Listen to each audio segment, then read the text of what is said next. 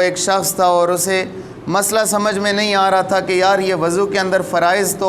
چہرہ دھونا اور پھر کونیوں تک ہاتھوں کا دھونا اور سر کا مسح کرنا اور پاؤں کا ٹخنوں تک دھونا ہے، اور یہ فرائض میں جو سب سے پہلا فرض ہے وہ چہرے کا دھونا وہ چوتھے نمبر پر آ رہا ہے، جبکہ پہلے جو 3 کام ہیں ہاتھ، کلی اور ناک میں پانی ڈالنا، یہ سنتیں اور یہ پہلے آ رہی ہیں۔ تو گویا جو فرائض ہوتے ہیں وہ پہلے ادا کرنے چاہیے کہ وہ حکم ربی ہے، اور سنتیں حکم رسالت مآب ہے تو اسے بعد میں پیش کرنا چاہیے۔ تو کلیہ اور قانون تو یہ ہے کہ فرائض کو پہلے اور سنتوں کو بعد میں، لیکن یہاں پہ قانون چینج ہے اور ضابطہ الگ ہو گیا ہے کہ پہلے سنتوں پر عمل کیا جا رہا ہے اور بعد میں فرائض کو دیکھا جا رہا ہے۔ تو وہ ایک عالم کے پاس گئے، کہا جی مسئلہ سمجھ میں نہیں آیا کہ پہلے سنتیں اور بعد میں فرض۔ انہوں نے کہا یار اسی طرح ہم نے دیکھا اور اسی طرح ہمارے بزرگوں نے بتایا، لہٰذا اسی طرح وضو کریں۔ وہ بندہ مطمئن نہیں ہوا، وہ میرے جیسے کسی اور بندے کے پاس گیا اور اسے کہا حضور یہ وضو کے اندر سنتیں پہلے ادا کی جاتی ہیں اور فرض بعد میں، جبکہ فرض پہلے ہونا چاہیے، چہرہ پہلے دھونا چاہیے اور ہاتھ بعد میں دھونے چاہیے۔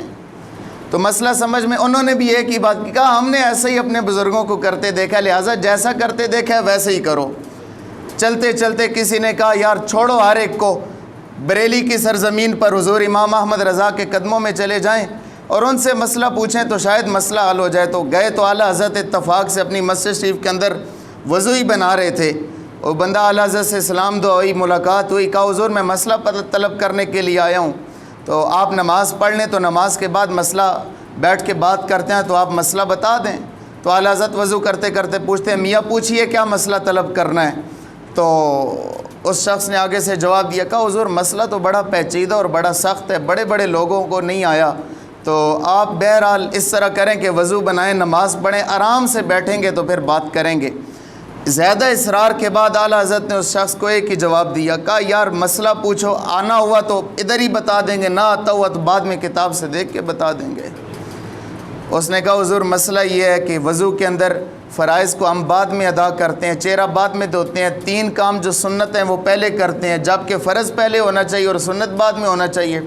تو اعلیٰ حضرت سے جب یہ مسئلہ پوچھا تو اعلیٰ حضرت نے آنن فانن 2 ہی لمحوں کے اندر جواب دیا، کہا یار مسئلہ سیدھا سا ہے، میرے آقا کا فرمان ہے کہ پانی کا رنگ، بو اور ذائقہ 3 چیزیں چینج ہو جائیں تو بندے کا پانی سے اس وضو نہیں ہوگا، اور وضو نہیں ہوگا تو نماز نہیں ہوگی، کوئی اور عبادت نہیں ہوگی۔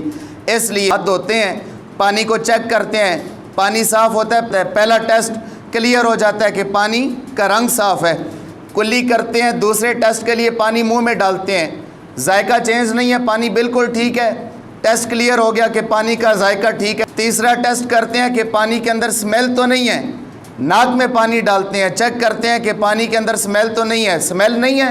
تیسرا ٹیسٹ کلیئر ہو گیا، لہٰذا 3 چیزیں صاف ہو گئیں، رنگ بھی بالکل ٹھیک ہے، ذائقہ بھی بالکل ٹھیک ہے،